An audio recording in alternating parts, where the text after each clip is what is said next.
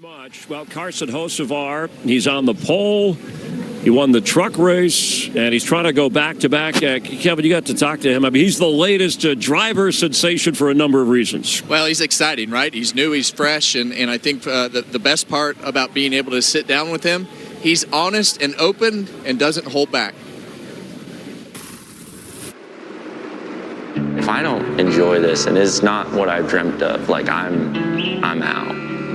Like it doesn't matter how much money there is, because I would just be breaking the heart of the 6-year-old kid that fell in love with NASCAR.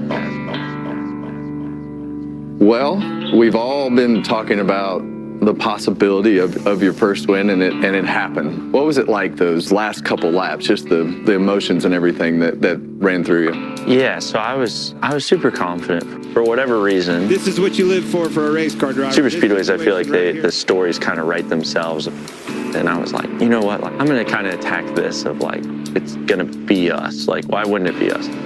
So when we got up there at Talladega and that caution came out, it's all coming down to this. I was like, as long as I get through the gears and the thing stays running, we're going to come back across, 3 laps later.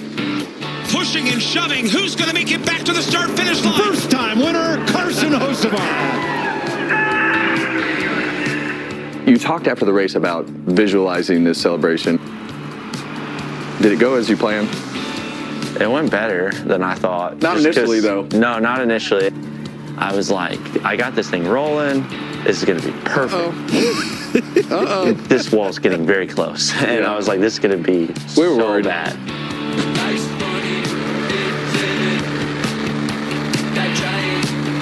That's unbelievable. Chile's going to be busy tonight. You build the fans one at a time, and it's one autograph, one interaction, one moment on the racetrack, and you seem to have a firm understanding of that. And the part that I love to hear you say is you're a hardcore fan too. Yeah, I remember in 2014 when Junior won, I was in the stands and I never yelled or screamed because I never thought he could see me. And I felt like it's crazy to me when a little kid gets super excited in the garage. That was how I was, and I miss that. I miss just being a little kid and running around the garage. Ready, green. Well, I think as you go through time and you go through the years, the hardest part to navigate is all the controversy. And you've got this great way of blocking it all out. Is that how you were brought up? Is that how you learned how to race? Yeah, no, I ran into a lot of things. But that's Category 5 hurricane right there. Unapologetically aggressive driver. I'm going to wreck his ass. I just never could feel guilty enough. Like everybody should be trying to win. The biggest thing was I never was going to let anybody rattle me. I want to win the race as if it's my last, no matter what race it is. Well, it was a great conversation sitting down with Hocevar. You can hear the rest of it on our podcast, Happy Hour podcast this week. So Cheap plug. It is very interesting to me to hear how he views things. And I think his view of how things are how it was for him as a kid. And all those things that he saw that were wrong, he wants to right for the race fans. And I just find that so unique, and his perspective is really awesome right now, and hopefully it stays that way. Most athletes never lose the kid in them, right? That's why they love what they do. But his celebration, and you guys reacted in the broadcast. We saw a snippet. I mean, his win is talked about, but this was played all over, even well beyond sports programs. Well, it was awesome. It was totally unique. It's the shot in the arm that NASCAR has longed for. We need somebody with some personality, ruffled feathers, and to do stuff like this. I'm not lying. When he hit that wall, I thought it was going to throw him out on the racetrack. Please, God, do not allow this to happen for this kid. But what a moment, what a magical moment, what a huge moment for NASCAR. His sponsors, my gosh, that is a sponsor's dream to be able to win in front of a sold-out crowd like that at Talladega. It turned that place upside down.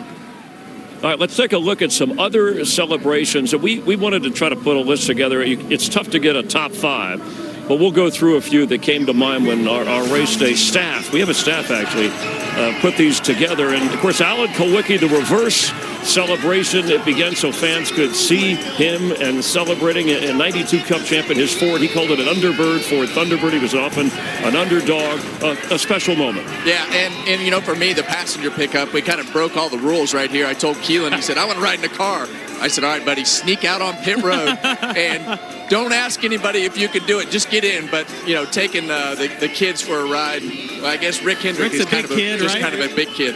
Yeah, who doesn't remember this? The Icky Shuffle by Darrell Waltrip, 89 Daytona 500. These older ones for me are the ones that I cherish because I remember being a fan, sitting at home and watching all of them. Legendary. Carl Edwards, how about this? And I remember old cousin Carl, Moberly, Missouri, doing them backflips out of modifieds, and lo and behold, here he is in the Cup Series doing backflips. Just being unique, being different. That's what separates you from the rest.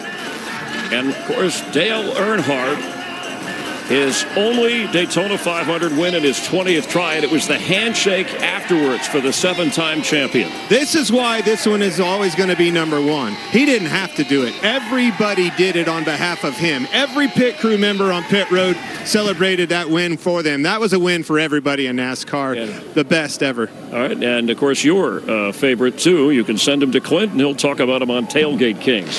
All right, let's go to the favorites and the long shots for the race today. And by the way, Carson Hocevar, he was among the favorites last week, and there he is again. And there you go, a couple of Toyotas on top.